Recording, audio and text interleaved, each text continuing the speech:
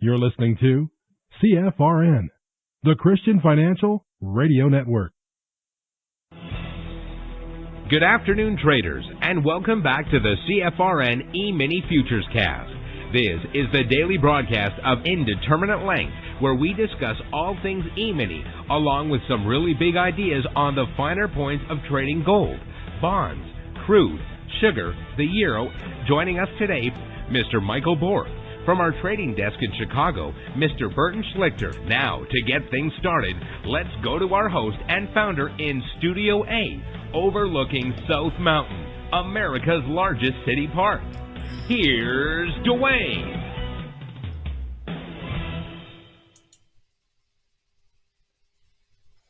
Good afternoon. Welcome back. Today is Thursday, 23rd day of April, 2026. Thanks so much for joining us, whoever you are, wherever you are. We're just glad to have you right here, right now. Here's the story today. The market's got plenty of motion under the hood, but not much conviction at the index level. After yesterday's record close in the S&P 500 and NASDAQ cash index, not the futures, but in the cash index, this morning feels more like a sorting session than a breakout session. The broad indexes are basically flat, which tells you traders are not chasing headlines, they're grading earnings. And that matters because this is the kind of tape that exposes what is real and what is just stock story smoke. On the winning side, Texas Instruments is surging after a strong report, and United Rentals is showing there is still strength in industrial America when companies execute. On the losing side, ServiceNow and IBM are getting punished, and Tesla is under pressure after Musk warned capital spending is going much higher. So this is not a blind risk-on market. This is a market demanding results. And hanging over all of it is the Middle East. Investors got relief from the ceasefire extension, but nobody really believes that the geopolitical risk has vanished. Oil and shipping headlines out of the Strait of Hormuz can still move the tape in a hurry. On the political front, conservatives have a lot to watch. New polling says Republicans still have the edge on border security and national security, but voters are still locked in on affordability. That is the ballgame. If the right wants to win, it cannot just be strong, it has to be credible on prices, growth, and everyday life. So today's message is simple. The market is calm on the surface, selective underneath, and still very sensitive to both earnings truth and geopolitical reality.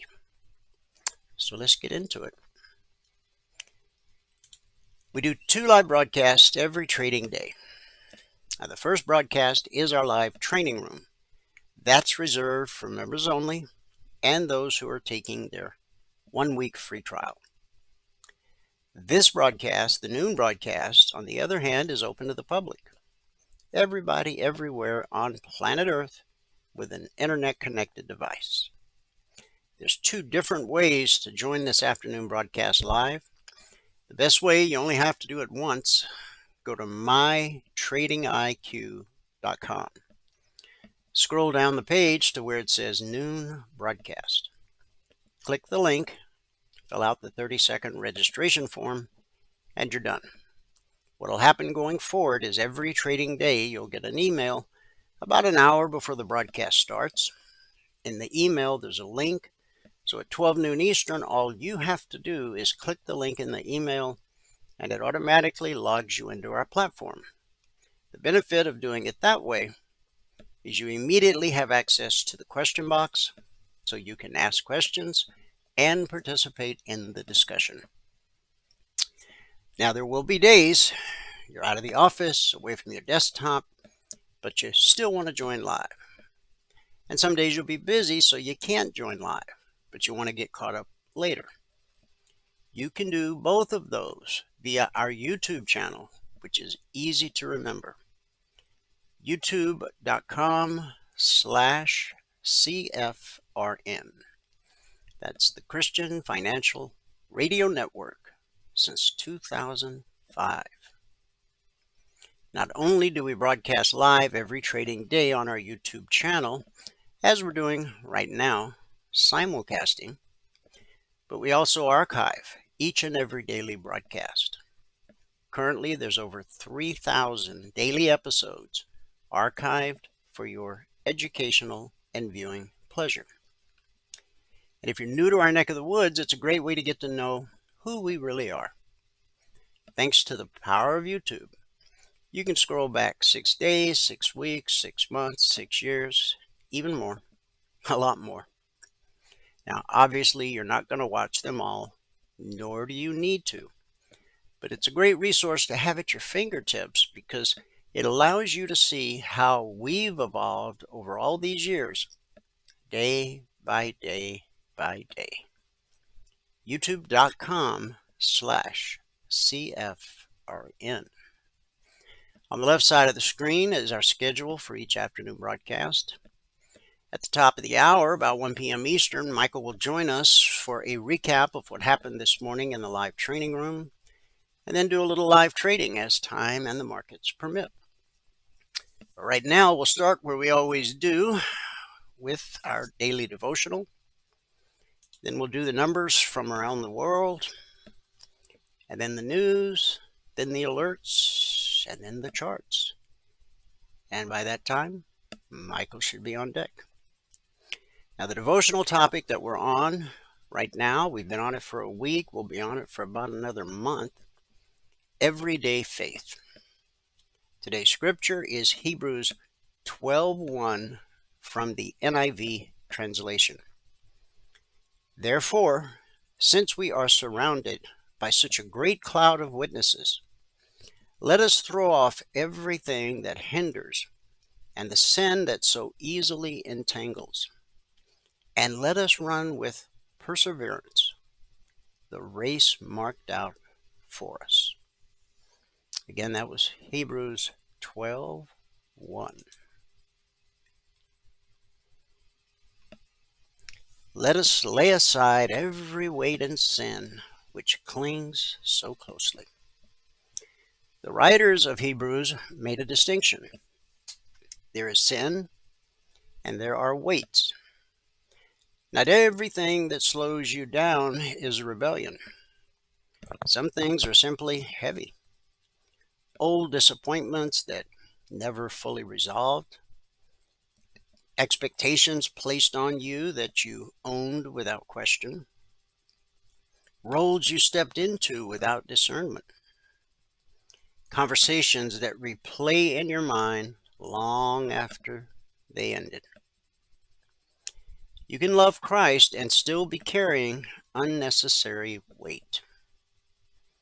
We grow used to carrying these weights, even though they drain us. Over time, the burden begins to feel normal. But normal does not mean healthy. As The Pilgrim's Progress by John Bunyan illustrates, the traveler, Christian, could not move freely because of what he carried. He could not go fast by reason of the burden that was upon his back. That's a line from the book. And when Christian finally came to the cross, the story tells us, his burden loosed from his shoulders and fell off his back and began to tumble. The burden was not managed, it was released. When you picture following Christ with freedom, what feels in the way? What makes you cautious when you know you should be courageous? What makes you hesitant when you sense you should move? The call is simple but not easy. Lay it aside. Not analyze it endlessly. Not manage it more carefully. Just lay it down. You cannot run while gripping what Christ never asked you to carry or protect. Here's a question for you. What weight have you been carrying that the journey with Jesus does not require? Meditate on that. Let's pray. Heavenly Father, I lay down all of my burdens, the unnecessary weight that I'm carrying. I cast my burden upon you. Take them from me now, one by one, and allow me the grace to feel them lifted. It's in Jesus' name we believe and pray. And everybody said, amen. Amen and happy Thursday. Okay. Let me give you the numbers from around the world. We'll start with the cash markets, or the indices as they're called. Now remember what I said earlier. The S&P and the NASDAQ they closed at all-time historic highs yesterday. Now, that's the cash index, which you can't trade. Futures did not put in a new all-time historic high yesterday. I hope you understand the function of the index. It's not something you can trade. Man had to create derivatives, such as futures and options, to be able to trade the index. And I'm talking the S&P 500, the NASDAQ, the Dow, the Russell, and there's more. So when I give you these numbers, I'm talking about the cash markets. So today the Dow is currently down 94 points. NASDAQ is down 81. S&P 500 is down 5. But the Russell 2000, or man in the street, is up 1.5 points. Is the Russell going to lead us out of the red? Well, sometimes it does. But you can't build a trading strategy around that because it doesn't always do that. Crude oil is up $1.58, trading 94.51 last. That's a gain of over 1.5%. Gold is down $16.70, trading 47.36 last. Silver down $1.90, trading 76.05 last. That's a drop of almost 2.5%. In the Asian markets at the close, the Nikkei dropped 445 points. Shanghai fell 13. The Hang Seng down 248, and that's almost 1% for the Hang Seng. And in the European markets at the close, FTSE down 19, the DAX down 14, the CAC up 70. And for the CAC, that's almost 1%. So we had a red day in Asia. It was a mixed day for the UK. And at the moment, it's a mixed radio Thursday here in the US of A. The three of the major indices are in the red. The Russell is hanging on by barely 1 point in the green. So, and it just dropped to less than a point. So, well, we'll be heading to the charts soon enough, and we'll see what's really going on. Turning to the news, the upcoming Michael Jackson biopic, titled simply Michael, has its box office debut this weekend, projecting a $65 to $70 million U.S. opening. If so, it will mark the top domestic opening for a musical biopic in U.S. history, not accounting for inflation. The film, which is backed by the Jackson estate, depicts the late singer's rise to fame from a member of the Jackson 5 in the 1960s to become the king of pop. While earlier screenplays covered child sexual abuse allegations against Jackson,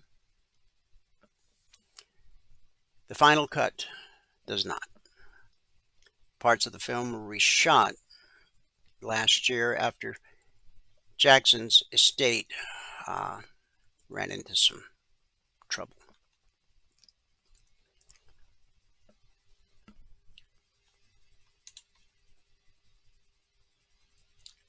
Hang on a second.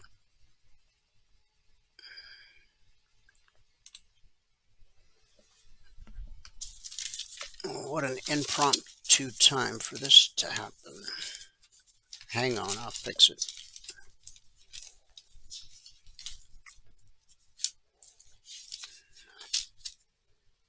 All right. Give me a second. Sorry, guys.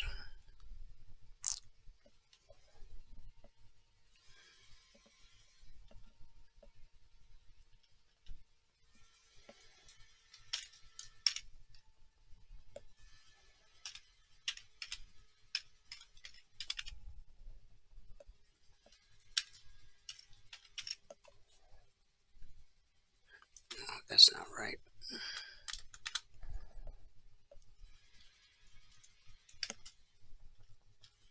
I need an engineer.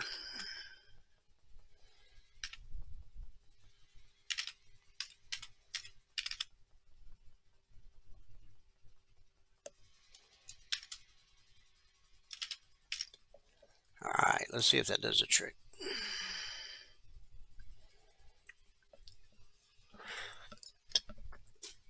And I believe it did.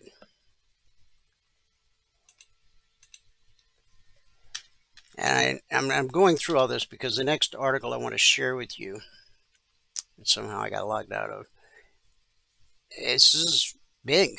This is huge. Let's see if I can get it up again. Yeah, I know, that's what she said. All right, never mind. Hopefully nobody got that. Okay, the next article on the agenda. Come on now. Here we go. The United Kingdom passed a bill this week to phase out the sale of tobacco nationwide. Anyone born after 2008 will be permanently banned from purchasing cigarettes, vapes, or any kind of heated tobacco when the bill becomes law next week, pending royal assent. Not sure what that means. Roughly 64,000 people die each year in England alone from tobacco-related causes. The cost to the UK healthcare system of smoking-related illnesses, including cancer and heart disease, amounts to around $4 billion annually. In addition to prohibiting vendors from selling tobacco to future generations, the bill requires smoke-free premises, including playgrounds, hospitals, and outside schools, to also become vape-free. A study found the new bill could reduce smoking prevalence in young people to below 5% by the late 2040s. I guess you'll still be able to get smokes on the black market as long as they're being manufactured in other countries. Somebody's going to smuggle them in. Smoking is one of the world's leading causes of death, linked to more than 7 million deaths annually. Wow, what a bold move on the part of the UK. I know some will say, well, there they go, just trying to control people again. Next, it'll be the thought police. Oh, wait, sorry, it's already there. And for you football fans, you guys know I'm not the sports guy, but the NFL draft kicks off tonight at 8 p.m. Eastern in Pittsburgh, marking the first time the event has been held in Steelers country since 1947. The Las Vegas Raiders are anticipated to select Indiana University quarterback Fernando Mendoza as the #1 overall pick. Sounds like he should be playing soccer, doesn't it? Mendoza led the Hoosiers to their first college football playoff title earlier this year after winning the 2025 Heisman Trophy. Meanwhile, the Steelers face uncertainty as the team awaits veteran quarterback Aaron Rodgers' decision on a 22nd season, all while holding 12 picks, the most of any team since the 7-round draft format began in 1994.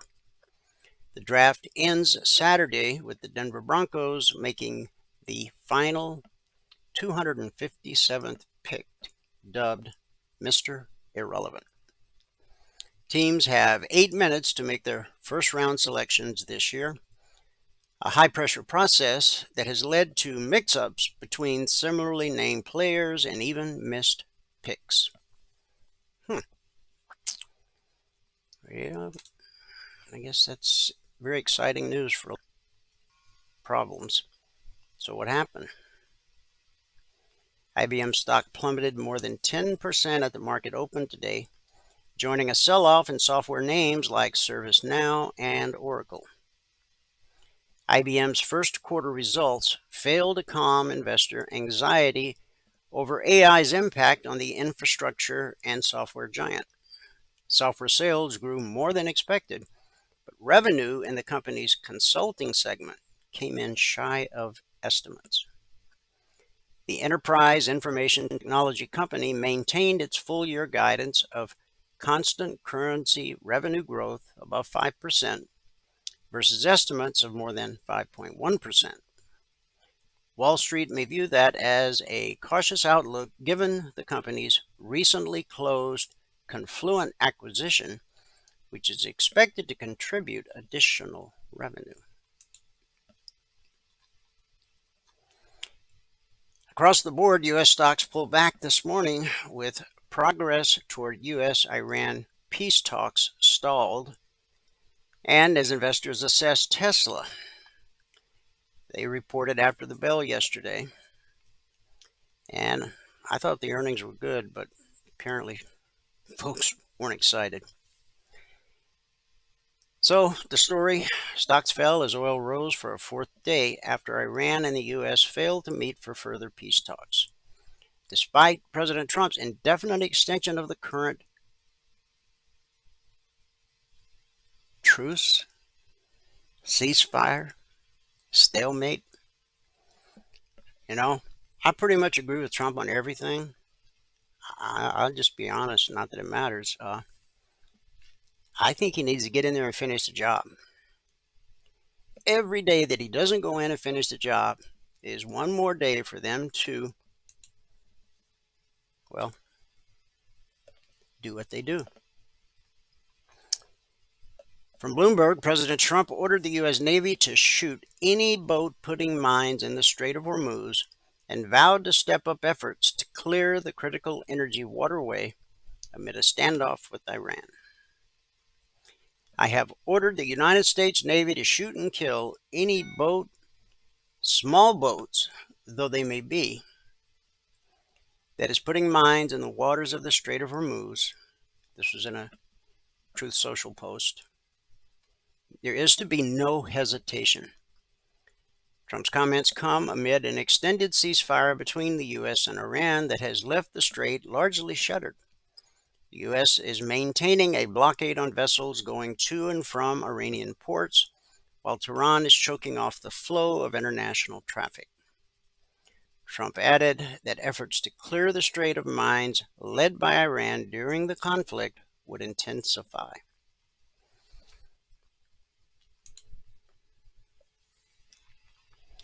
Warner Brothers Discovery shareholders voted to approve the company's $110 billion merger. You heard it right, $110 billion merger with Paramount Skydance on April 23rd. That's today. Advancing the deal towards an expected close later this year. The $31 per share offer covers all of Warner Brothers Discovery, encompassing the Warner Brothers Film Studio, HBO Max streaming platform, cable networks including CNN, TNT, and the Discovery Channel. The offer represents a 147% premium to Warner Brothers Discovery's unaffected stock price of $12.54 per share. There should be some happy shareholders. Well, prices rebounded this morning with Brent crude trading back above $100. Now, we watch WTI crude, so there's a difference. WTI, we'll look at the chart in a minute, but Brent got back over $100. Futures on Brent crude, the international benchmark, rose 0.9% to trade near $103 a barrel, while West Texas Intermediate WTI crude gained 1% to trade around $94 per barrel at the time this was written. But we'll be looking at it live in real time here in just a few minutes. The Supreme Court has another 6-3 ruling in deciding that a veteran wounded by a suicide bomber in Afghanistan could sue a military contractor. In an unusual twist, however, the court's 3 liberals, Justices Sotomayor, Kagan, and Ketanji Brown Jackson, joined Justice Clarence Thomas in the majority opinion yesterday. The case largely addressed whether government immunity from most lawsuits extends to private companies working for the government. The story behind the case involved former Army Specialist Winston Hensley, who suffered severe brain injuries in 2016 while attempting to stop an Afghan suicide bomber who blew himself up at Bagram Airfield. The bomber was employed by a military contractor. Justice Thomas, in his majority opinion, rejected the battlefield preemption argument made by FLUR Intercontinental, a Texas-based military contractor that operated in Afghanistan.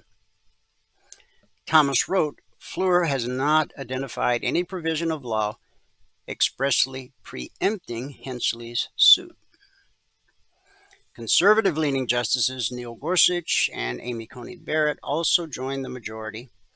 Dissenting were Chief Justice John Roberts and Samuel Alito and Brett Kavanaugh, all conservative-leaning justices appointed by Republican presidents.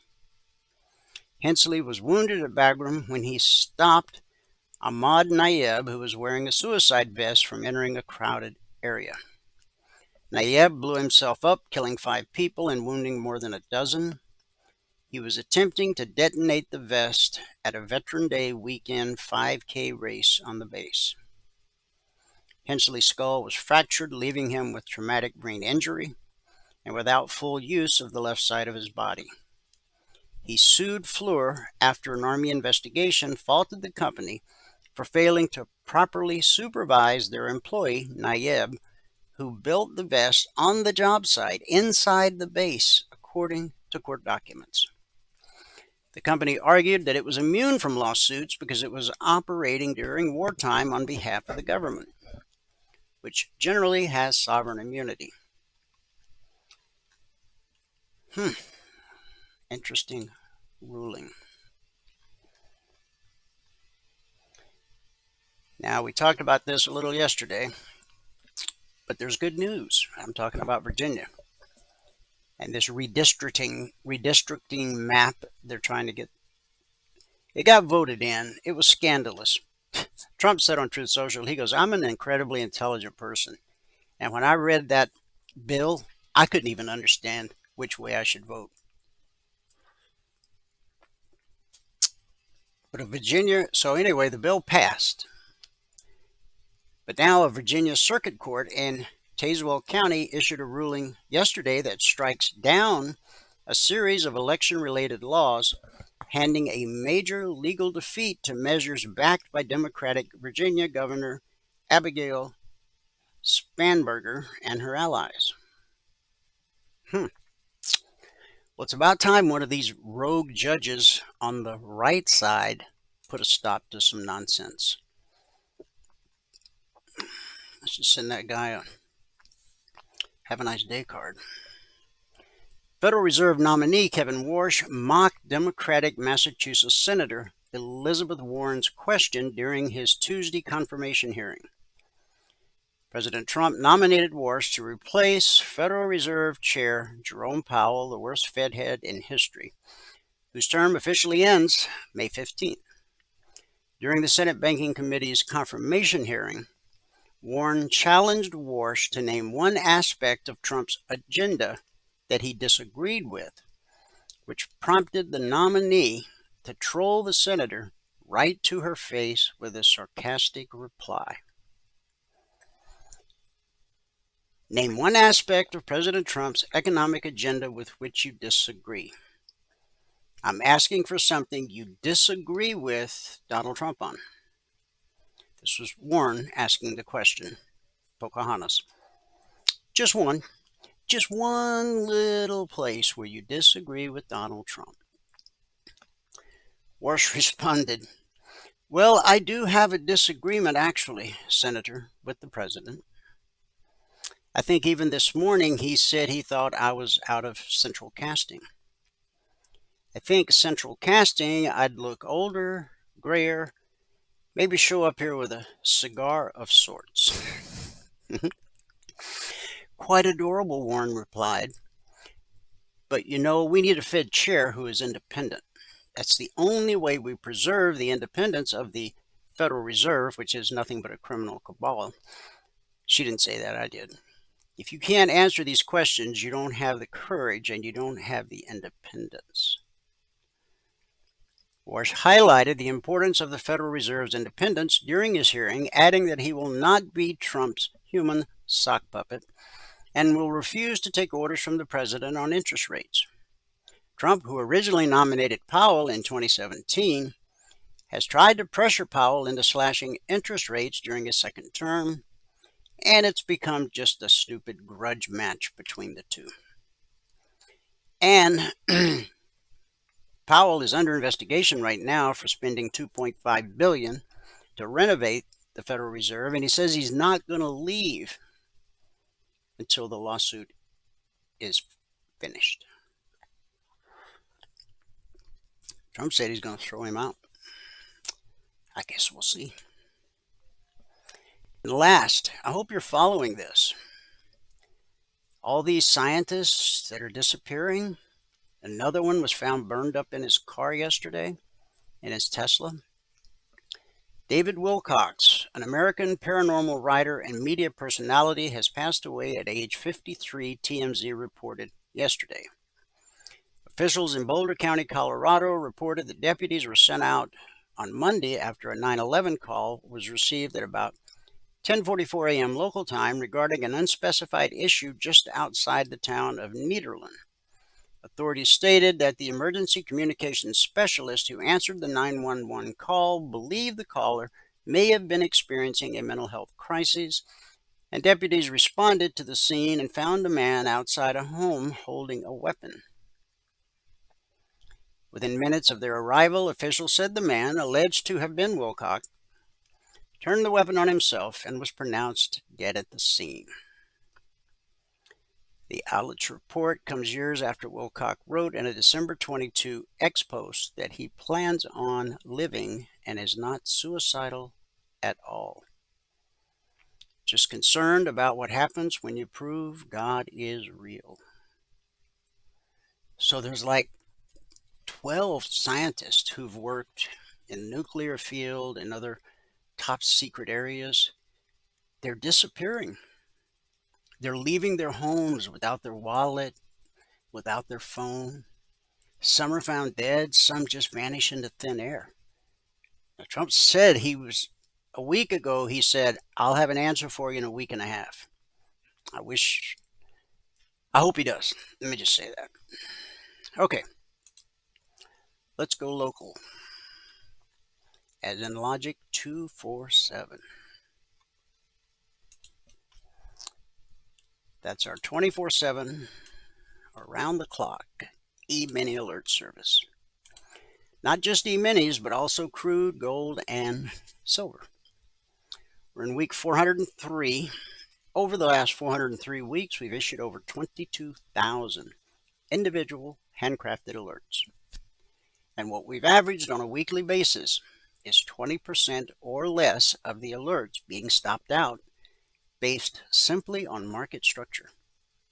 A simple process we teach all of our passport holders. This week, since the markets opened this past Sunday night at 6 p.m. Eastern, we've issued a total of 61 alerts. Now, don't confuse the logic alerts with the CTAs. That's a different animal, okay? When Valerie did the recap this morning at 6:30 a.m. Eastern, we were still waiting on the outcome of 14. So that gave us 47 actionable alerts so far this week, of which 4 or 9% would have been stopped out, again based on simple market structure and the simple process we teach all of our passport holders. Every logic alert has an entry price, long or short, an initial target, in most cases additional targets, and then a final trade to target. The purpose of the logic alerts, I mean, you can trade them, sure. They're published hours before they trigger. If you never actually trade a logic alert, you can still use them for the purpose intended, and that's to learn how to read the chart properly. You want to know where to anticipate potential resistance and potential support. In doing so, you reveal the windows of opportunity where you'll find your best high probability, low risk trade opportunities. So if you never actually trade a logic alert, you can still use them to learn to read the chart. The logic alerts can come out anytime around the clock, 2 a.m. or 2 p.m. Futures trade around the clock, and we have traders around the globe. Our day session is their night session, and vice versa. Now, 403 weeks, that's a long time, 7.5 years, give or take. But many years before we introduced Logic 247, we had our original alert service, the concierge trade alerts, or the CTAs as they're called. Now, they're different from the logic alerts in a lot of different ways. But for the purpose of this discussion, I'll just say this. They're typically published as a static report 5 minutes ahead of the Globex opening, as they were. Have I got them out on time all week? I haven't. I've been late every day. No, I was really early. What day was that? Oh yeah, on Tuesday I got them out at 5:37. Yesterday I had to run an errand and I didn't get back. So as we go through the individual markets, just remember, you're going to see these targets drawn out on the charts as we go through each market. Just remember that our traders had these targets 28 minutes after the market opened last night. Normally it's 5 minutes before the market opens. So, just as the first 30-minute candle was about to close, all of our traders had all of these targets. The S&P 500, the Dow, the Russell, crude oil, the NQ, gold, and silver. Again, when you see them drawn out on the chart, just remember, our traders had them just before the first 30-minute candle closed. So let's start with the daily chart of the S&P 500 E-mini futures, the bellwether. Now this is the all-time historic high right here in the futures, okay? As I mentioned earlier, the cash index closed at a new all-time historic high yesterday. Futures did not. What's our high so far today?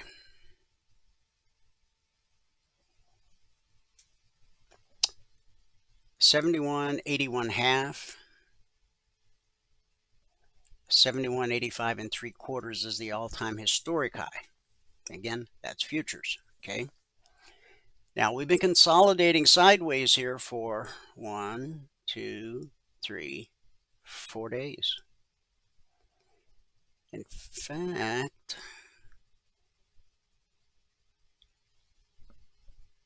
this candle right here from April 17th, this is Thursday today, Wednesday, Tuesday, Monday. This is Friday's candle. Has every candle this week been an inside candle? It looks like it has. Okay, what was the low Friday? 70.75 1/4. Okay, what was the low here? 70.85. So yeah, we've had 1, 2, 3, 4 inside days in a row. This was Friday. Inside day, inside Friday's day, inside Friday, inside Friday. Wow.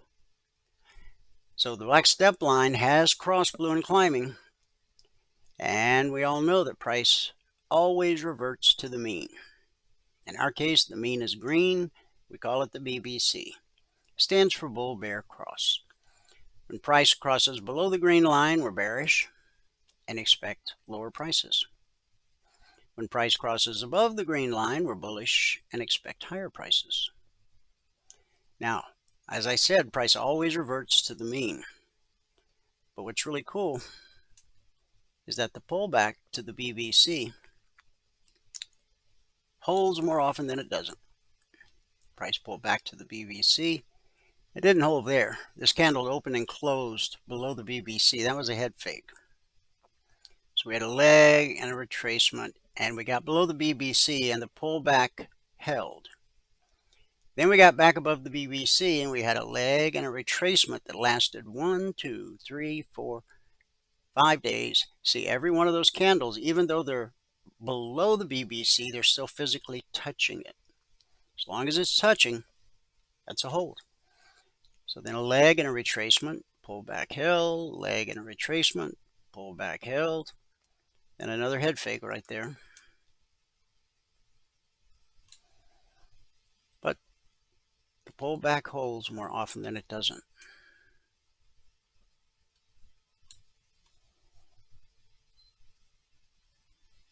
Remember that. Doesn't matter what you trade or how you trade it. Price always reverts to the mean. You can't escape it. It's just a fact. Kind of like gravity. Now, all alerts are created on the 30-minute chart. This is the ES, okay? The vertical line separates today, Thursday, from yesterday, Wednesday. There's Tuesday. There's Monday. There's the Sunday night Globex Open. Huge gap down. But of course, we filled the gap. So last night, when the markets opened at 6 o'clock, 6 p.m. Eastern, 2 minutes before that candle closed and this candle opened, that's when all of our traders got these targets, okay? And this rogue candle here, you're going to see it on all the indices. Price ran, what's the high? 71.63 down to 71.05. Was that right? 71.63 to 71.05. That all happened in 30 minutes. This was a big red candle all the way down to here. Now, this is where it gets cool. That low, if we go back Wednesday and then go back to Tuesday, right there where red turned to blue, look at the horizontal line of my cursor. To the tick. People ask me, how far left do you have to look, Dwayne? As far as you need to. There it is. That is market structure. Okay, so buyers came in, drove price back up. But the pullback holds more often than it doesn't. So we had a leg and a retracement. The pullback held. And then that sent us back down to the short target for a second time. That happened during the 2130 candle. Then we got below the weekly zone. Oh, I forgot to mention, the horizontal lines are the weekly trading zones. When price drops to a zone, we expect support until proven otherwise. When price rallies up to a zone, we expect resistance until proven otherwise. Only one of three things happens when price encounters a weekly trading zone. 70% of the time, it's consolidation. 20% of the time, rejection. And 10% of the time, the slice. So, leg retracement, pullback held. Leg retracement, pullback held. But then, this morning at 7:30, the markets woke up, and in two 30-minute candles, we almost made it to the CTA long target. To give you an idea, just this one candle right here opened at 71.58 and ran from 58 to 69, 10.5 points. In that one 30-minute candle, 10.5 points. You only need 2 points to get your goal for the day. Now, why would you buy the open of that candle, you might ask? Well, you're above the BBC. The black step line's on the left side of blue and climbing, and they're both above the BBC. What are you going to do, short it? Now, price always reverts to the mean, and look what happened. The pullback held, and the pullback held. We made another run at the long target, didn't quite get there, so we got another pullback. That's how price moves. Across all markets and all time frames. Leg retracement, leg retracement, leg retracement. So we did hit the long target. We did take out yesterday's high. That's what the long target was based on. And you see this little confluence area here where the black step line crossed blue and climbing, and you have got that low right there. That's where the short target came from. Someone asked me that this morning, one of our traders, because he's working real hard to learn how to do the CTAs himself. Okay, and I encourage all of you members to learn. Right there, the black step line crossed blue and climbing. So what's our expectation? That price will retrace back to the BBC. Price always reverts to the mean. Now, once it gets back to the BBC, then the question becomes, will it hold or not? This one held, this one held, this one held. We won't know if this one's going to hold until it gets there.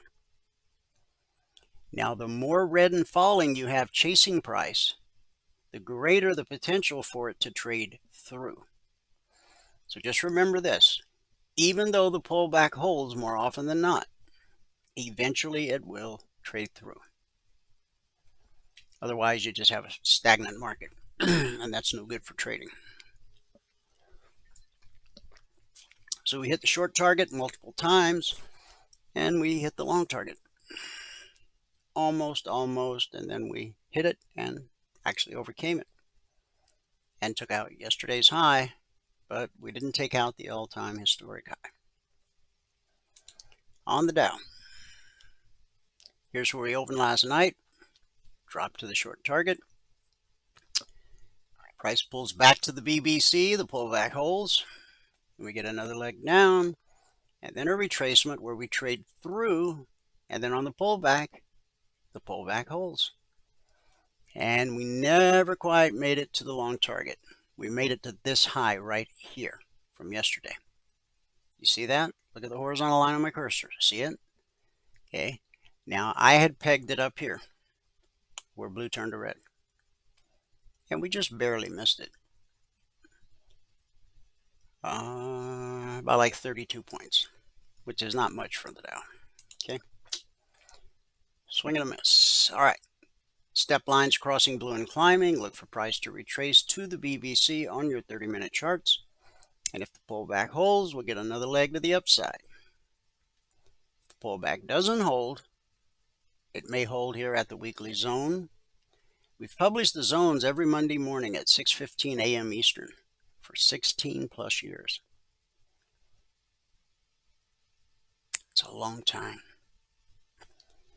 And they're so reliable.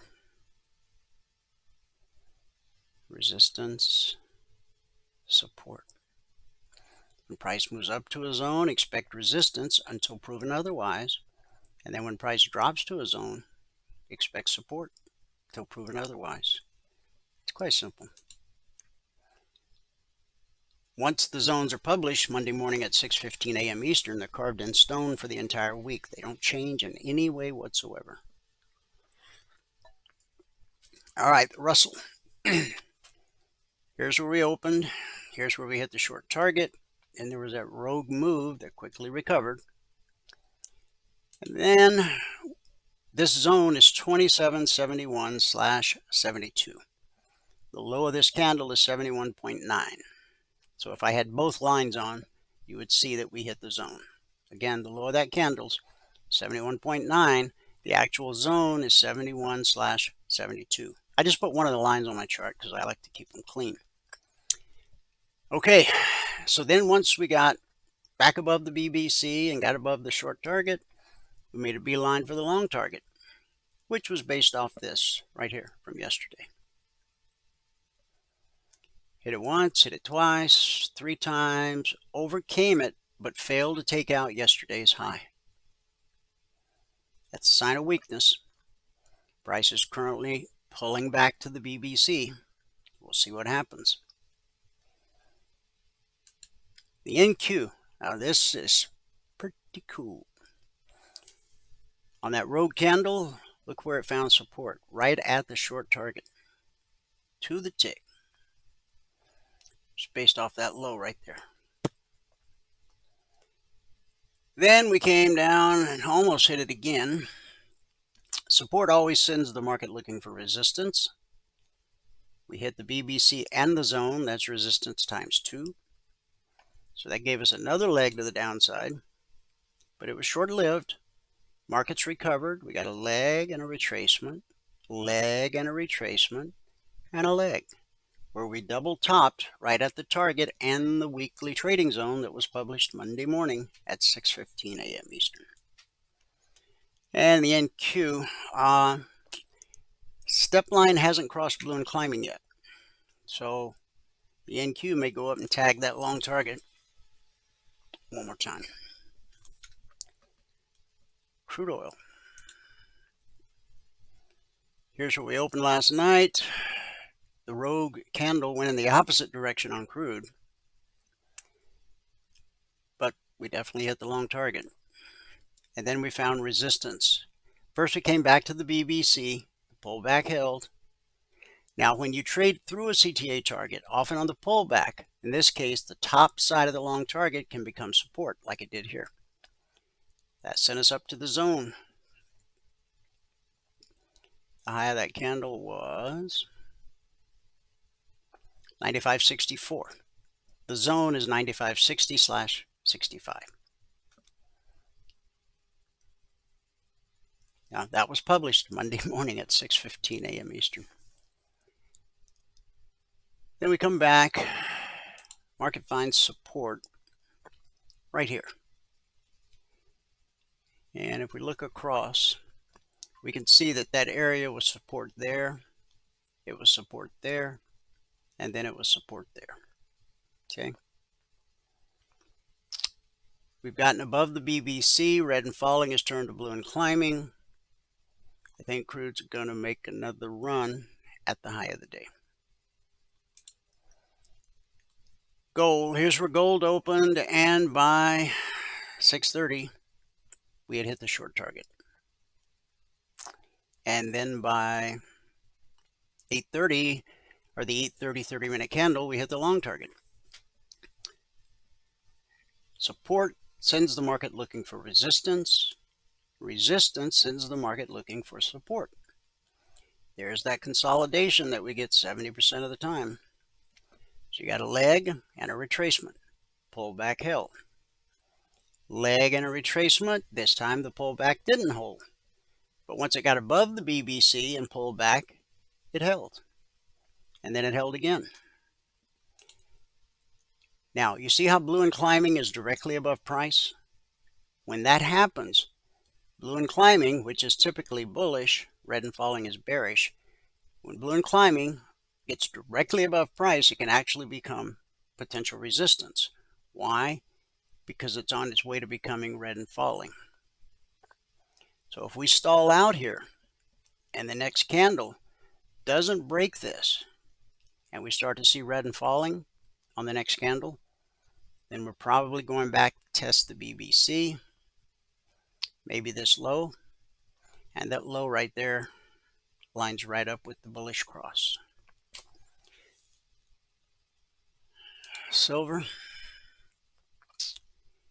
here's where we opened, hit the short target.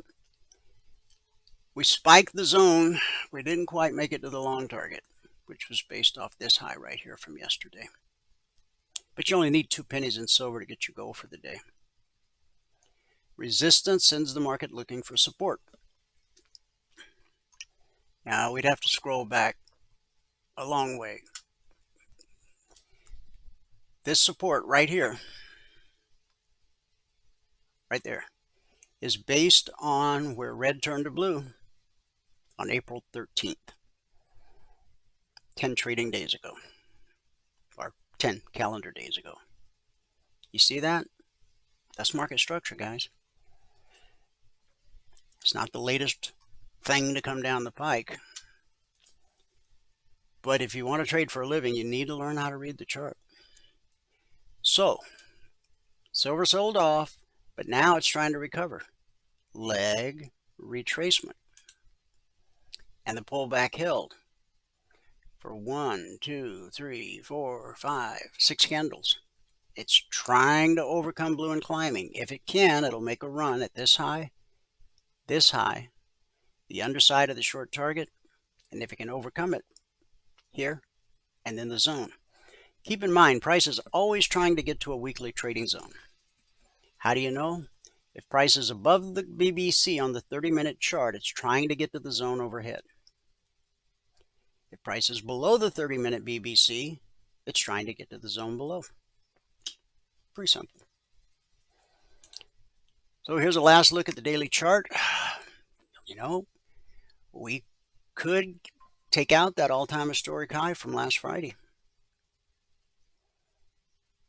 It's possible. It's not a forecast. I mean, we're in striking distance.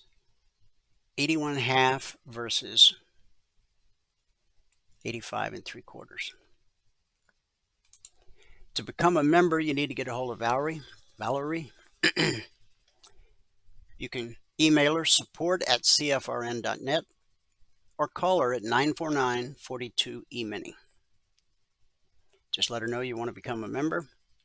She'll send you all the information you need to make a well-informed decision as to whether or not what we do is right for you. Once you become a passport holder, you'll get 2 hours of live training every trading day. 9 out of 10 new traders fail because they don't have anyone to teach them how to trade. Just buying some indicators and oscillators and an instruction manual, that won't cut it. You need a living, breathing human being to teach you this life skill.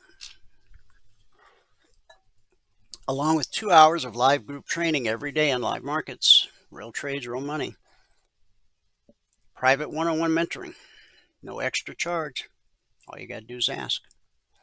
The strategy you learn, the indicators you use as a passport holder are fluid across all markets and all time frames. Stocks, futures, crypto, Forex, ETFs, it doesn't matter. Price flows the same across all markets and all time frames. From support to resistance, back to support, back to resistance, over and over, again and again. It's a never-ending cycle. It's just how markets work. As a passport holder, you'll get the Logic 247 alerts around the clock so you can learn to read the chart. Every evening, typically 5 minutes ahead of the Globex Open, you'll get the concierge trade alerts. Every Monday morning at 6:15 a.m. Eastern, you'll get the weekly trading zones. And every Thursday night, you'll be able to attend the members-only workshop at 8 p.m. Eastern. And today's Thursday, so guys, have your questions ready tonight at 8 p.m. Eastern. If you can't be there live, you can email in your questions and we will answer them at the very beginning of the workshop. And then you can check it out later in the Telegram channel. Yes. Last but not least, you get the golden keys that open all the private channels in Telegram. It's everything a trader needs, all under one roof, one low price. It's a great deal, I know, because I checked. Michael's here. He's going to give us a recap of what happened in the live training room this morning, then do a little live trading. I'll come back and wrap things up with our good word for the day. If you're ready, sir. Suddenly, I cannot hear you. Oops, sorry. I was talking, but my thing went away. Yeah, I hate it when my thing goes away. Yeah, I got it back, though. All right. I got it back. There we go. All right. You should be looking. One moment. There we go. Yep, good to go. All right, here we go. So, good afternoon, everyone. Today is Thursday, the 23rd day of April, 2026. Now, if you have not taken a free trial with us, I just changed this. If you have not taken a free trial with us, go here to mytradingiq.com, click on the purple button right here. There's no credit card required for that. Just click on the purple button. It's going to bring you to this page, registration page, where all that we ask for is your name, your email, and your phone number. And down here at the bottom, make sure you give us your TradingView login ID. Okay, once you give us that login ID, we'll be able to get the indicators indicating on your desktop for you. All right. All right. Now, I had some real positive vibes when the day started out today. We got our goal for the day in 2 minutes with one trade. We're up to $1,000 account, about $1,000 altogether. 100 with one contract. It was 8 ticks on the ES. But after 10 o'clock or after early 9:45, everything slowed down. We had 8 trades in the first 30 minutes and then another 10 trades in the next 90 minutes. So it slowed down considerably. Anyway, the way it worked out today, we're up 22 ticks on the NQ, 45 on the Russell, 17 on the YM, and 3 on the ES. Put us at 457.50 on the morning session. Today it took 2 minutes and one trade to get to $1,000 a contract. I'm $1,000 with 10 contracts, $100 with one. We took 18 trades this morning, which is the lowest number this week so far. And we had 2 stop outs, putting us at 88.89% of our trades break even or better. We did have a couple of break even trades in there. On the month now, that puts us at 10,160 over 13 days, averaging $781 per contract per 2-hour trading day. And on the year, $76,465 over 67 trading days, averaging $1,141 per contract per 2-hour trading day. Now the 2420 blueprint. What that means is over 24 months, we want to get you up to 20 contracts. Now, ideally, you would do that, and if there was liquidity in the markets, you could do all that. But really, when you get up to about 10 contracts, the efficiency starts to wane. And so over 10 contracts with the markets that we trade, if you just did the ES, you'd be fine. But if you do more than the ES, if you start to do like the NQ, the Russell, the YM, they don't have a lot of liquidity. I mean, look at it right here. There's a gap. There's a separation, a spread between bid and the ask. If you do a lot more than 10 contracts, it'll take you three price levels to get a fill. So I'm doing 10 contracts all year this year, and I did it all year last year, and it's worked out. It continues to work out.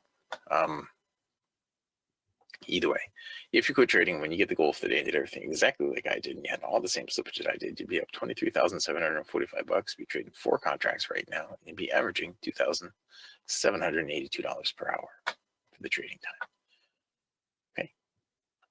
Okay. Let's get into the trades. A lot of red right here. Lots and lots of red.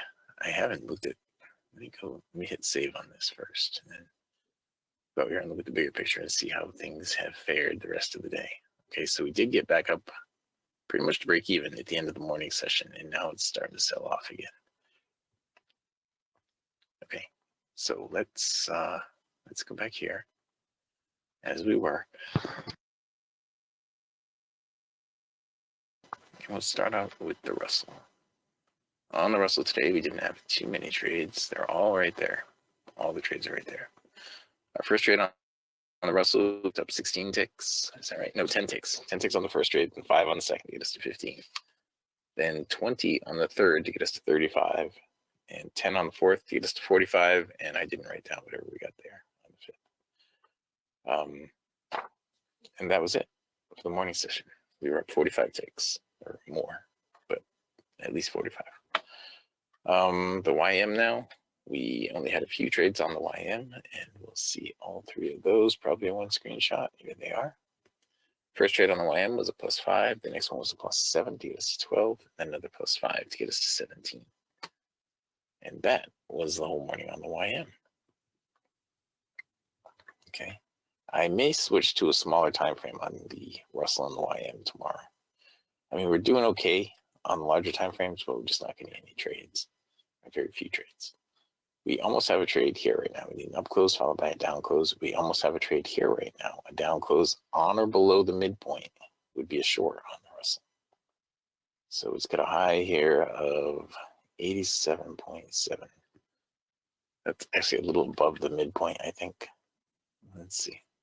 That's kind of right on it. That's one tick above it. That's one tick above it. I mean, you can take it if you want. What the heck? We're going to take it. Here it is. Okay. It should go down to the swing low. There's +5 on it, and we're out with the +5. Okay. The YM needs to hit the mid band to give a down close. It hit the mid band here and gave a down close, but it didn't pull it out of the overbought. Okay, so it could have another shot at it here. Anyway, I was telling you about the YM. We had +5, then a +7, then a +5, got us to 17. And now the ES. Let me just write this down. Russell, 5. The YM could give a trade here on a down close too. Oh, excuse me. Okay, sorry. A little bit of choking going on there. All right. There's the YM, and it just didn't fill me. See that? I put the order on just a second too late. Anyway, the ES today. All right, on the ES, we had a handful of trades, and you probably see all of them in one spot too. Almost all of them. There we go. Now you should be able to see all of them. There they are. All right, our first trade on the ES is where we got the goal for the day. We picked up 8 ticks right there. Then we gave it back right there. We're at -2 after that. Had a break even, then we picked up 4 ticks to get us to +2 and 1 tick to get us to +3. And that was the whole ES morning for us. So not a lot happening with the ES today. Okay. And now let's take a look at the NQ. On the NQ today, we had our 2 stop outs. We had 1 stop out on the ES and 1 stop out on the NQ. If we go back to the beginning of the NQ, which shouldn't take very long. There we are. Our first trade on the NQ, we picked up 10 ticks, and the next one we picked up 12 more to get us to 22. Then we picked up 12 more to get us to 34. Then we stopped out to -2.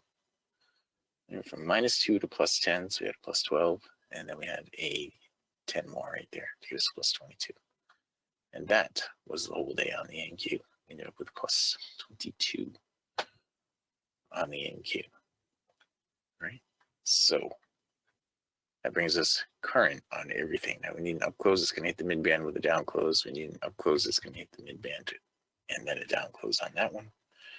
And we need a couple of up closes here and a couple of up closes here to be able to get anything going on with these trades right now. All right, let me see who is out here with us today. Do you guys have any questions, those of you who are out here today? I don't see any questions in the box, so let's go here and fill out this form as it stands right now. We've had 3 white days in a row. We'd have a green day here. We do insert 1 row below. Insert 1 row below. Insert 1 row below. Today is day number 84. And every one of these days seem like they start off in the green. Today we had 5 ticks on the Russell. That's how we're starting off the day. Let's copy. Oops, let me do it up here. Copy this one because it's green. Paste. And we'll copy this one because it's green. Paste. And that is a 1 and 0. And if we look at it right now, we have 20 minutes right now. Let's go down and make this an 84. All right, so here we go. This is what we got going on right now. And I wish I would have gotten that YM trade. I thought I got it, but it turns out I didn't. Does anybody have any questions about any of this stuff? I'm just going to jump right in and trade some now. Okay, without any further ado, get right in there and trade. Both of these, all of these are in the overbought right now. They cannot have a down close before they hit the mid band. If they do, it'll do this. It'll reset the mid band like that one just did. Like that one just did. Like the Russell's going to do. And like the YM, they all just reset the mid band. Okay, now that's not a bad thing as long as they go full cycle right away, like the NQ just did. Okay, if they go full cycle right away, then you get another trade coming up pretty quick. But if they don't do the full cycle right away, then you're kind of stuck for a little while. All right, and none of them look like they're doing the full cycle. Well, this did the full cycle right away, but now it didn't pull all the way back. So we have to wait. And now we have 19 minutes of waiting and trading. And we'll see how it all comes together. One chat. Hey, Eric. It's June 17th, 2025. All right, a down close here on the NQ right now. It'll be a short. A down close on the NQ would be a short. We're not going to have one here now. It's too far away on the NQ. It's too far away on the ES. And depending on what happens here and here, it might end up being too far away on both of those two. When I say it's too far away, what I mean is the down close is not going to be at the mid band, right? Where it comes out of the overbought, it wouldn't be at the mid band. You see how this one gave a down close, but it didn't come out of the overbought. Same thing with this one. Gave a down close without coming out of the overbought. Okay.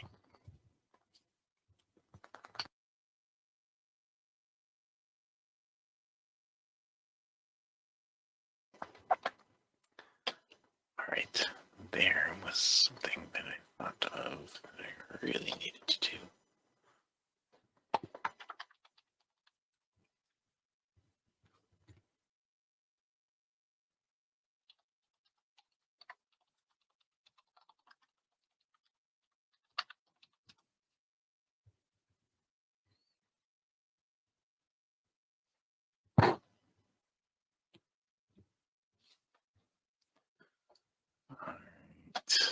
Well, we didn't hit the mid band there. That's why that's not a trade. We didn't hit the mid band there. That's why that's not a trade. I mean, everything's just tanking here, but it's not really giving us anything to work with.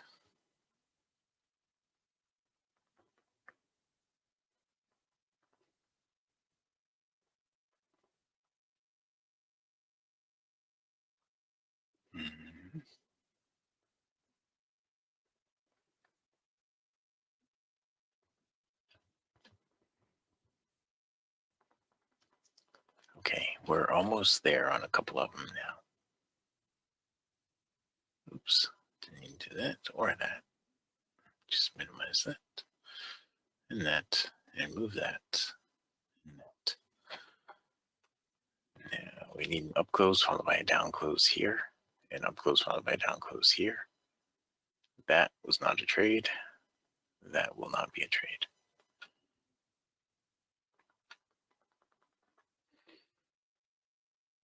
All right. Any questions? Anybody?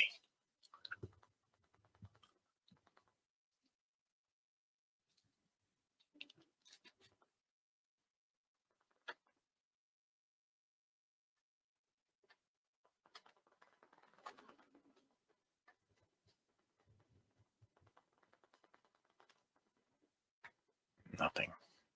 Nothing yet. They're all, well, these three are in the oversold, so they can all come back and give us a trade now. But none did on that last one, that last pullback.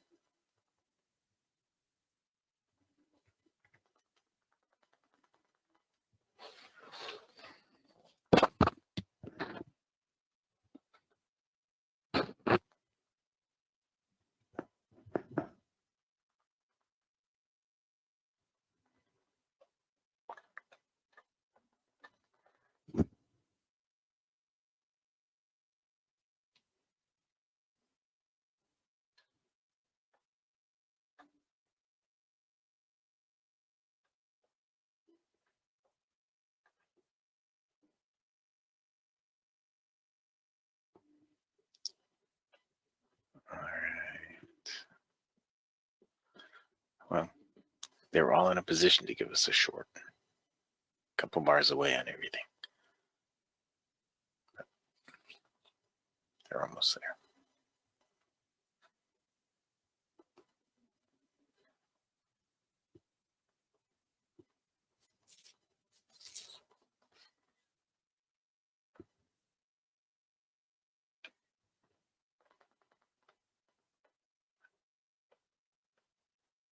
Almost on the ES now. Get ready on the ES for a down close. Get ready on the NQ for a down close. Get ready on the Russell for a down close. Okay, so we got them all. Here's the ES going down. Okay, the ES just gave us the full 30 or whatever. The Russell, everything just gave us the full. All right. Well, that was, we didn't have a YM trade on, but I did have trades on all three of those, and all three of them, I believe, just gave me the full target. So that's going to make for a green day. Let's just go see what they actually did give us. Okay, so the Russell sold 75.4 and bought back at 70.9. So that is 45 ticks. No, that's 55 ticks. 55 ticks on the Russell. Okay, so that puts that at 60. And the NQ sold at 30.75 and bought back at 18.25. I'll show you all these in a minute. So that is 50 on the NQ. And the ES sold at 31 and bought back at 23.50. So that's 7.5 points. That's 30 on the ES. Okay, and I'll show you all of those right now. I'm sorry, I didn't have time to bring all the DOMs over and show you, but here they are. There's the Russell. There's the NQ from there to there, and here's the ES from there to there. All right. So let's go put that in the record book for today. The NQ on that one, we had 50 ticks. The Russell, we had 55 ticks, so that goes to 60. On the ES, we had 30. I think it's 30. All right, so there, that made up for the last 3 days. And that was 3 more trades, so we're at 4, 0 stop outs. 9,250 in this session. Bang, just like that. Right, those trades were from right here.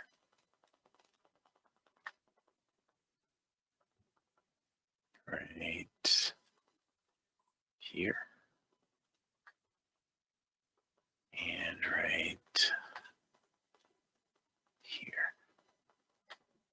All 3 were valid trades. And I didn't do the YM. The YM didn't actually give a valid trade. Let me just check that ES. I didn't think my bracket on the ES was 30 ticks, but I thought it was more than that. Just go see.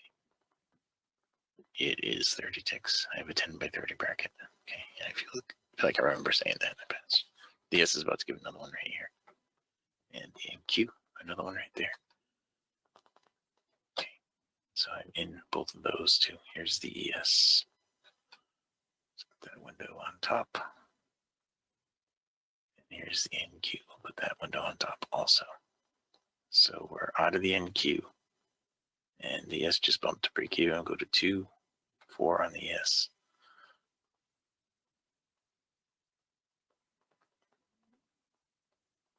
The numbers down here, 15 on the M. I don't know if we're going to have a huge sell-off again. Okay, well, 4 on the S, and I don't know what I got on the NQ. But let's just draw those on there too. That's from right here. 4 more on the S, and the NQ, if it took me out of the trade without me seeing it, should have tried to give me 10 ticks, but I don't know what it actually did give me. Okay, let me slide that out of the way and that out of the way. The NQ. Okay, it didn't give me the whole 10. Looks like it gave me 2 points.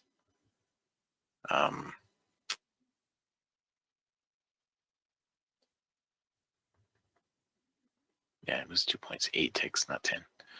And the ES, I got the 4. Okay, so let's go put that in. The NQ gave me 8, so it's 58, and the ES gave me 4.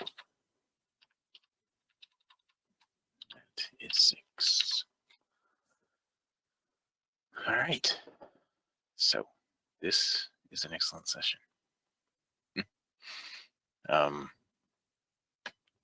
Let's get back in there and see if we have any more trades coming up.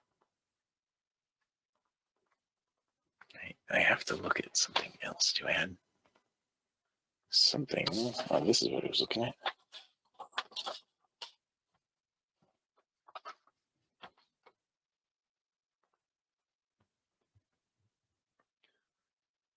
Let's hit save on this. And what time is it now? 1:22, so we have 8 minutes left. Let's jump out here really quick. Go all the way out here and see what's going on. So Boeing is down at 231. Apple and Google, those are the next ones I'm wondering about. This one is still green. This is down toward the low of the day right now. The ES is down toward the low of the day. If you look at it here on the DOM, on the low of the day is down there. Okay, a little ways to go to get there, but it could do it in just a moment if it wanted to, it seems like. This one, let's look at Goog.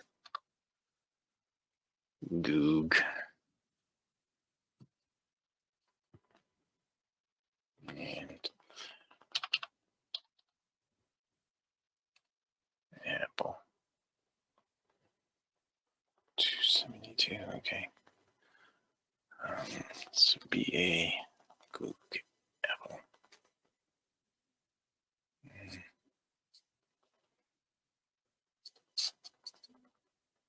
PM, that's another one. PM, Morris. Right, Philip Morris is not going to give it up today.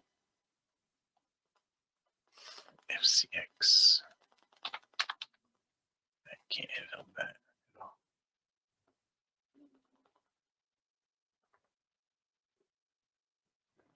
And so we have CVS.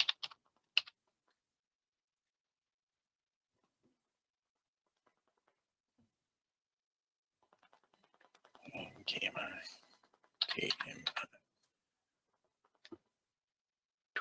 That one gets smashed. Okay, it's all good stuff. It looks like the ES is headed down to the low of the day. Now, I was curious because Scott was looking this morning.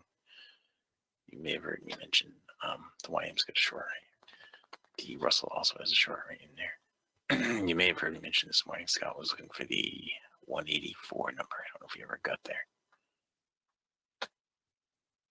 Let's just look at this.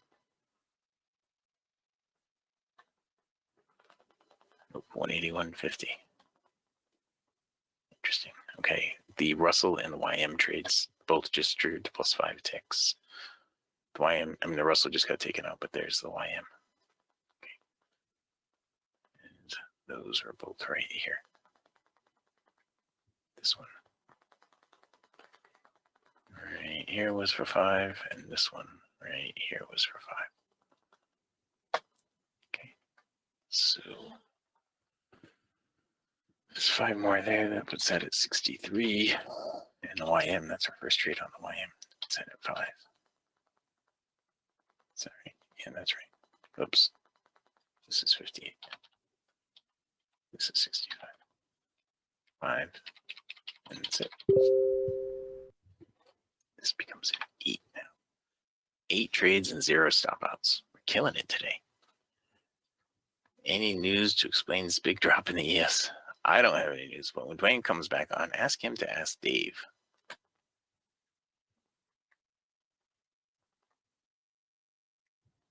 That is going to be the easiest way to do it, I think, Gordon.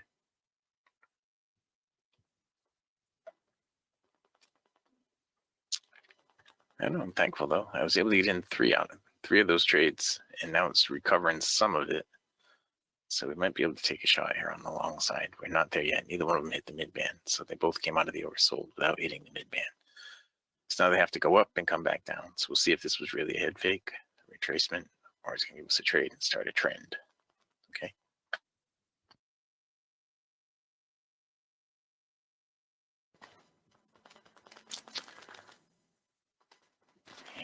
And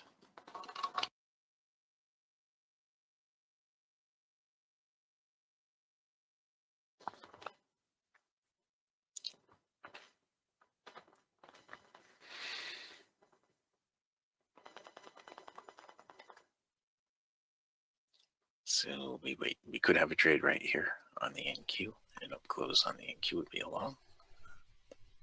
Now, gotta spread this out a little bit. And that's I gotta check it to see. I don't think it's gonna make it, Dwayne. Okay. The NQ high is at 914, so if the low of this is below 4, and it is, it's not gonna make it. Okay. You did miss. I don't know if you sat there. If you no, I had to walk away. Okay, I had 3 trades on, and they all hit max target. All 3 of them. It was an NQ. You got maximum target? Yes, and a Russell. Nice. On the NQ, the yes and the Russell at the same time. So we are way up today. For those last 3 days where we ended with the white, we're up 10,650 today. Well, that certainly makes up for those white days. Yes, all of them. If you combine all the white days that we've had, I think it makes up for all of them in one day. So that answers the eternal question traders always have. What do I do when I get stopped out? Look for the next opportunity. Right. Should I change what I'm doing? Nope. You know, I had 3 down days in a row. It's not working. Should I make any changes? No. No, this is actually a great example of that. Yes, sure is. 3 down days in a row. It's still doing the same thing every day. Ooh, now the NQ could give us a short. It's close. I don't think it's going to happen, though. It's We're not going to gonna get down happen. closes everywhere. It's going to reset the midpoint, then it's going to go all the way down, all the way back up. But yeah, it was this one right here. Mm-hmm. And this Oh, one right that's here. a beauty, yeah. And this one right here. Oh, that's really nice. All of them right at the same time. I was like, whoa, whoa, whoa. Now, for those of you watching, don't think you got to trade 4 markets at one time. In fact, until you have really mastered the methodology, the strategy, the indicators, and all of that, 1 market, 2 at the most. Okay, Kenneth is saying that the U.S. boarded a super tanker in the Strait with oil from Iran. So they're not going to blow up the super tankers because that would destroy the Strait. But Yeah, like and we can use the oil. You're just going to take them. You could sell it to somebody else that needs it. And there's a lot of countries that could sell it to Europe. Now, can you look real quick, big picture, how that affected anything? Yeah, we're down toward the low of the day on the ES. I looked at it a few minutes ago. So we're toward the low of the day on the ES. We're not quite there yet. Yesterday, we had an all-time historic closing high in the S&P and the NASDAQ cash index. Not in the futures, but in the cash index. And then today we came within 4 points of last Friday. We had an all-time historic high in the ES futures. We came within 4 points of it today, and looks like we're not going to take it out today. Not the high, anyway. Unless something changes dramatically here. Right, we're in this YM, and it just gave me 5 ticks on the YM. Oh wow, I didn't realize what time it was. Okay, let me add those 5 ticks on the YM. That is 9 trades with no stop outs today. Time flies when you're making money. Yeah, it does. Sure does. I was looking at it earlier and I was like, we got 20 minutes, and it started out really, really slow, and then bam, everything just happened. All right, so this is how we're going to wrap it up for today, guys. In this session, we had 9 trades with 0 stop outs. We traded for 20 minutes. We were up, well, with 10 contracts, $10,900, but with 1 contracts, $1,090 with 1 contract in this session. 58 ticks on the NQ, 65 ticks on the Russell, 10 ticks on the YM, and 34 ticks on the ES. So we are now averaging, in this session, 16.3 minutes of trading and $126 per contract in those 16.3 minutes of trading. All right. If you have not taken a free trial, go here to mytradingiq.com, click on the purple button right here. There's no credit card required. And now it's going to bring you, it's not going to bring you to this page anymore. I updated it, so it's going to bring you to next week's stuff. But if you sign up for the trial today, we'll know, and we'll give you tomorrow and all of next week as well. All right. No credit card required. No credit card required. It says it right there. No credit card required. All right. That is it. With that, I can pass it back out to fabulous Phoenix, Arizona in Studio A, overlooking South Mountain, America's largest city park. There it is. Oop, there it is. Okay. So we had tremendous results in the afternoon session. How about a recap of the morning session? The morning session was pretty slow compared to the afternoon session. Today, it took 2 minutes and 1 trade to get to $1,000 this morning. Great job. Thank you. Thank you very much. All right, guys. I have gone through every one of the markets in granular fashion. So if you missed any part of today's broadcast, 10 minutes after I sign off, go to youtube.com/CFRN. You can watch the entire broadcast, or you can fast forward to whatever part you want to see. You can jump around. You can do whatever you want. Okay. Now, I did bring back up the daily chart of the ES, and Michael's probably gone. Are you gone, Michael? Or are you still there? We got 1, 2, 3, 4 inside days of last Friday's candle. We'll talk about that tonight in the members only workshop. Now, if this thing keeps dropping, well, it'd have to drop pretty far to take out Friday's low, but anything can happen. Remember, when the step line crossed balloon climbing, we said the next order of business will be a drop to the 24% fib retracement, which should be good for a bounce, and then we continue on down to the daily BBC. And the pullback holds more often than it doesn't. So I covered every market in granular fashion, but just real quick, I'll run through. Here's the ES. We had the short target, consolidated at the zone, leg, retracement, leg, retracement, leg. We hit the long target, then we hit the short target again. So the ES really did drop in that 30-minute period. Look at that. Wow, I didn't realize it was so harsh. Now, we didn't take out that overnight low, but Dow dropped, not quite as dramatically, but see how blue and climbing's turned to red and falling? Yeah, that's a sign typically that we're going lower, as in like this. Blue and climbing is bullish. Red and falling is bearish. On the Russell, we hit the short target, we hit the long target, we hit the short target again, and we're now consolidating at the weekly trading zone. In Q, we hit the short target, then we hit the long target, then we hit the short target to the tick on that sell-off just now. To the tick last night on that drop. Crude is going in the other direction. Now, that spike last night, what did we hit? 97.22. The day's high so far, 97.01. So the market's definitely reacting to us boarding that tanker. I'm almost afraid to even look at gold and silver. Well, the zone is holding as support so far, but we got red and falling overhead. This is the low of the session down here at 4,700.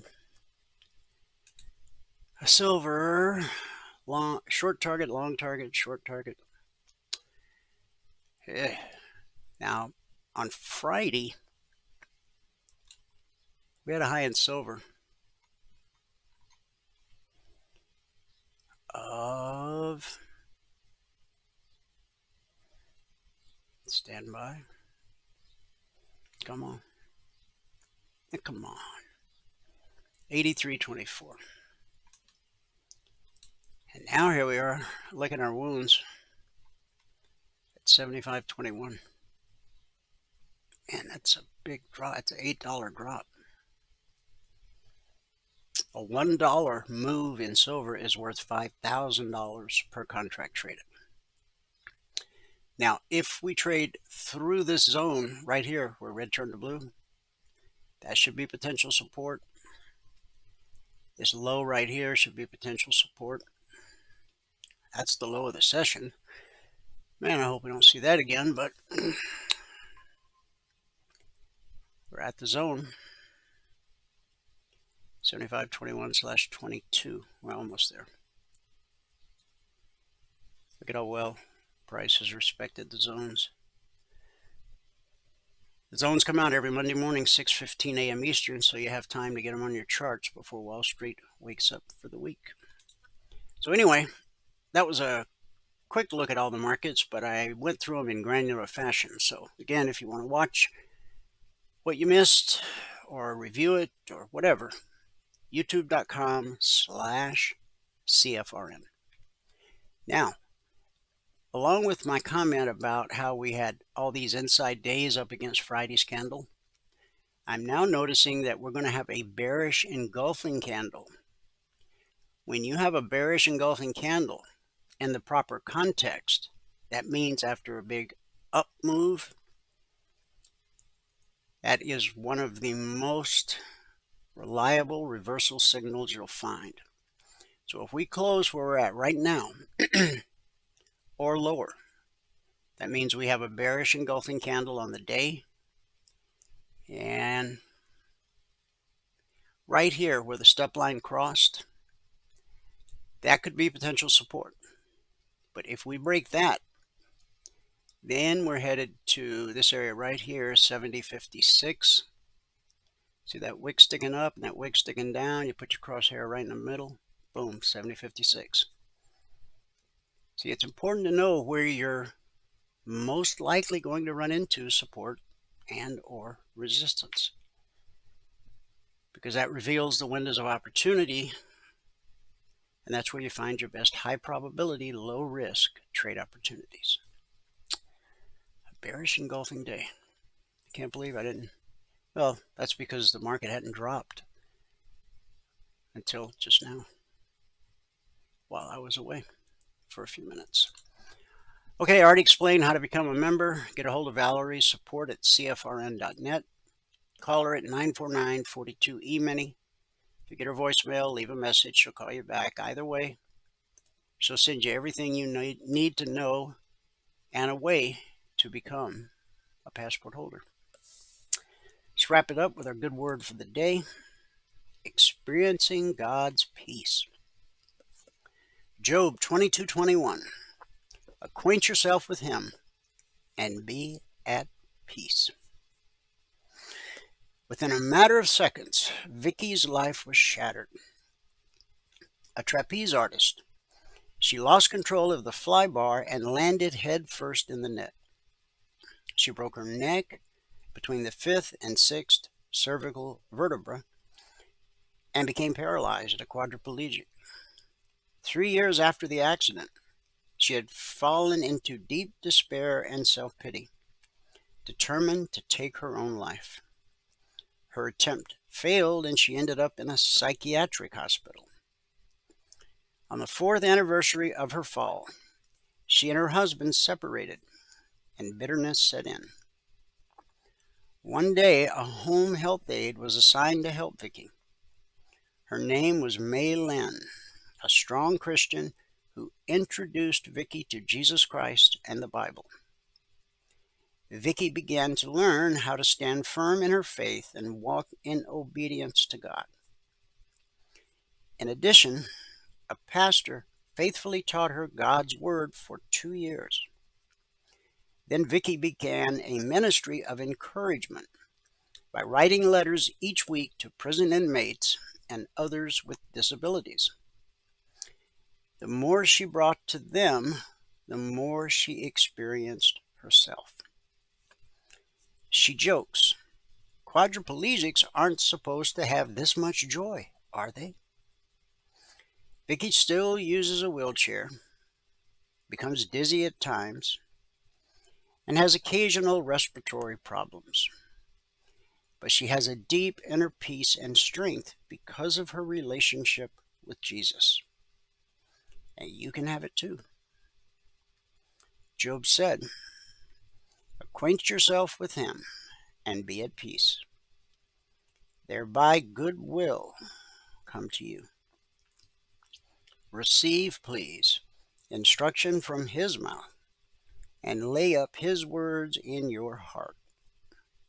If you return to the Almighty, you will be built up. Again, that was Job 22, verses 21 through 23.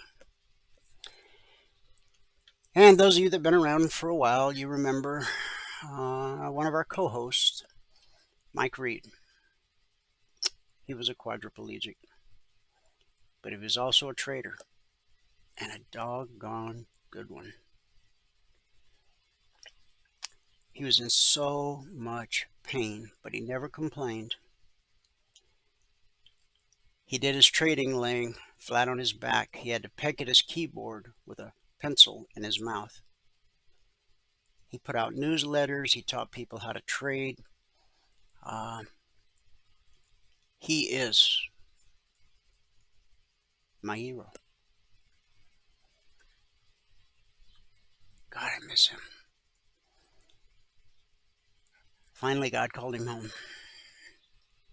So there's no more pain, no more suffering. My brother Mike Reed is now standing tall in his glorified body. Thank you, Lord. That's our good word for today. Experience God's peace. There's nothing else like it. Thanks so much for tuning in. Whoever you are, wherever you are, may God continue to richly bless you with his mercy and with his grace. And I'll see you at the bell.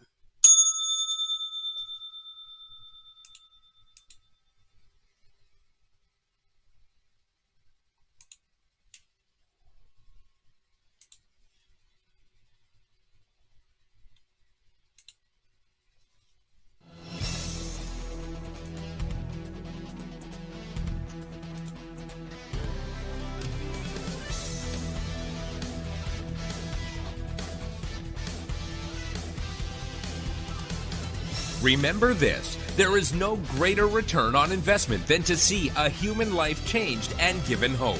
As always, pray hard and trade safe. Any financial information discussed on this show is simply the opinion of our host, Dwayne Reeves, his co-hosts, and guests. To learn more about trading E-mini futures or to take a 1-week free trial in our live trading room, call 1-866-928-3310. 866-928-3310. Information discussed on this radio program should not be construed as a recommendation to buy or sell any security. Always do your own due diligence and consult with a licensed securities broker or financial planner before making any investment decision.